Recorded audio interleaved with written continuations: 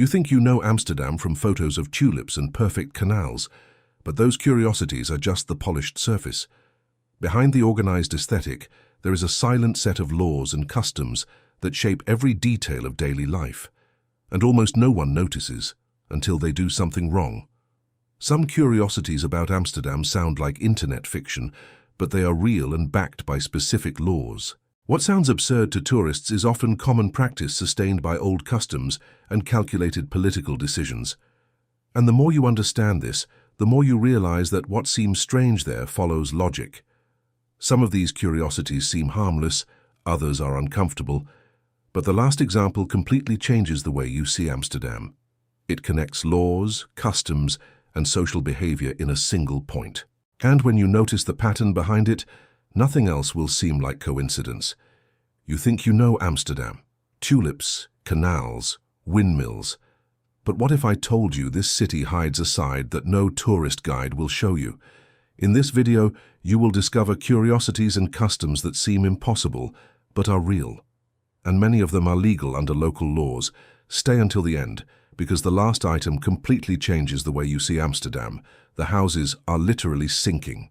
Amsterdam was built on millions of wooden poles driven into marshland, and many of them are centuries old.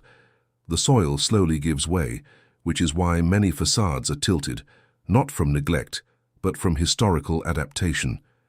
It is common to walk along streets where the houses seem drunk, and the strange part is not the tilt. It is how that became a normal part of the urban landscape. There is an underground city of dead bicycles. Every year, about 15,000 bikes are removed from Amsterdam's canals. They fall in, are thrown in, or are stolen and discarded right there. The City Hall maintains teams with dredging machines that periodically search the bottom. It is almost urban archaeology, layers of rusted metal under the water, revealing a less romantic side of the city of bicycles. The cemeteries are full and have an expiration date. In Amsterdam, you do not buy a grave forever. After about 10 years, if the family does not renew the contract, the remains can be removed and the space reused. It is legal, common, and handled with administrative normality. The city, built on limited space, applies even in death the same practical logic that organizes its streets. People live permanently in houseboats and pay property tax. There are more than 2,500 floating houses with official addresses, garbage collection, and electricity connections. Some look simple from the outside, but inside they are true modern mansions. There are families living this way for 3 generations. What looks like improvisation is, in practice, a regulated urban model that redefines what it means to have a house. The red light district is much darker than it appears in vlogs. What tourists photograph is only the illuminated facade. Behind it, there is a complex network of exploitation, trafficking, and social vulnerability. The City Hall has tried for years to reform or reduce the red light district, but faces economic and cultural resistance. What seems like total freedom hides moral debates the city has not yet resolved. Amsterdam has a medieval torture museum in the middle of the tourist center. The Amsterdam Torture Museum is discreetly located between shops and cafes, almost invisible to those who pass by distracted. Inside, there are life-sized replicas of medieval punishment instruments, displayed as part of European history. It is one of the most visited attractions and, at the same time, one of the least mentioned in the city's Instagrammable itineraries. Marijuana is not legal in Amsterdam, but it is tolerated. This is one of the biggest myths about the city. Consumption in coffee shops operates under a policy called gedoogbeleidt, which means strategic tolerance. Technically, it is still illegal, but the government chooses not to prosecute small quantities. The logic is clear. Tolerate the small, fight the big. And it is exactly this grey zone that confuses tourists and even residents. Tourists were banned from entering coffee shops in some regions. In 2023, Amsterdam approved measures to prevent visitors from buying marijuana in specific areas, trying to contain drug tourism. The City Hall declared it is tired of the excess and wants to change the profile of those who visit the city. The message is subtle but clear. Tolerance does not mean an open invitation for any behavior. Feeding pigeons is prohibited, with a fine. It sounds exaggerated, but in Amsterdam, giving food to pigeons in public spaces can generate a penalty of up to €140. The city considers them an urban pest and enforces the rules seriously. For many tourists, it is just an innocent gesture. For the City Hall, it is a matter of public health, and it is in this kind of detail that local customs begin to surprise. Riding a bicycle drunk is a crime, with a fine that can reach €160.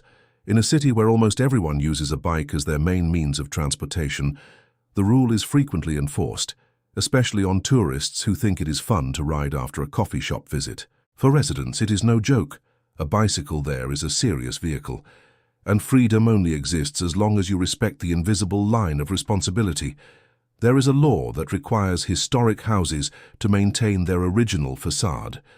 You can renovate the interior however you want, but the exterior is protected heritage. Painting it a different color, changing a window outside the standard, or altering architectural details requires formal approval.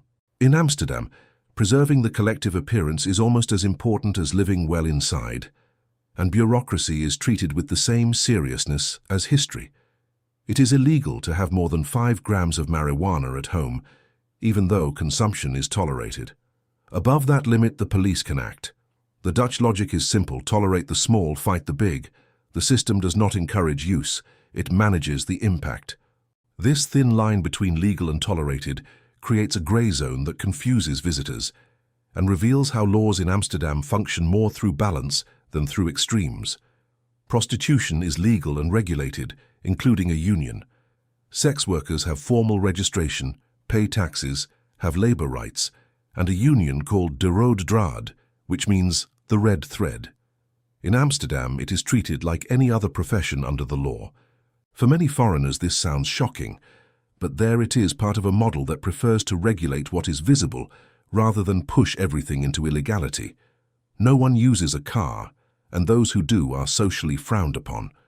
Amsterdam has more bicycles than inhabitants, and the car has become a symbol of something outdated or impractical. Executives go by bike to meetings. Doctors make visits pedaling. It is not just infrastructure, it is collective mindset. In a city where space is limited, choosing to occupy less has become a cultural value, and that completely changes the way urban life functions. The stairs are so steep that furniture goes up through the window. Historic houses have almost vertical steps with an inclination that can approach 80 degrees. That is why many old buildings have a hook at the top of the facade. Sofas, beds, and refrigerators are hoisted by ropes directly to the upper floor. It looks like a movie scene, but it is routine, and that reveals how architecture shapes even the most practical customs. Children go to school alone from the age of 4 by bicycle. Child independence is a very strong cultural value in Amsterdam's customs. Dutch parents see this as healthy development, not negligence. In other countries, it would be controversial. There, it is social consensus.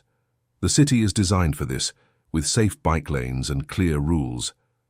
What seems bold is, in practice, organized collective trust. Doctors prescribe less than any other country in Europe. The medical culture in Amsterdam is famous for recommending rest, water, and patience before prescribing antibiotics or strong painkillers.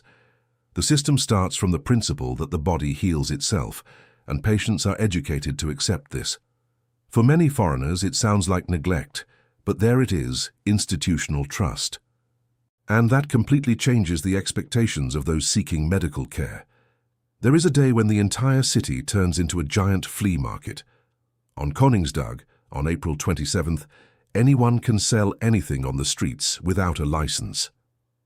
Children spread towels on the sidewalk and sell used toys. Adults occupy bridges and corners with old clothes and objects. The entire city turns orange, vibrant and chaotic, but within a clear rule that only works because everyone understands the limit.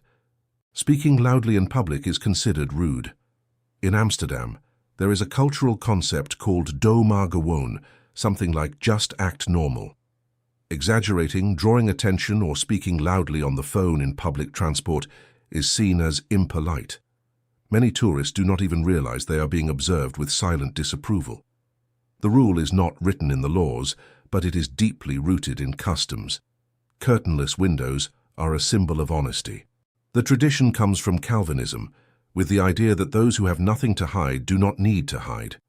To this day, many houses in Amsterdam keep windows open to the street, revealing illuminated living rooms at night.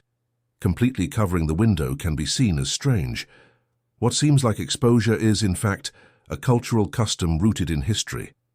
Amsterdam is not strange. It is coherent. Every detail, from the tilted houses to the curtainless windows, reveals a city that prefers transparency over appearance, order over chaos, calculated tolerance over unlimited freedom. What seems exotic to the tourist is just the logical result of historical decisions assumed without disguise. Perhaps the real cultural shock is not in the city, but in the way we, visitors, project expectations onto it. Next time you travel, observe the invisible details. They say more about a place than any postcard.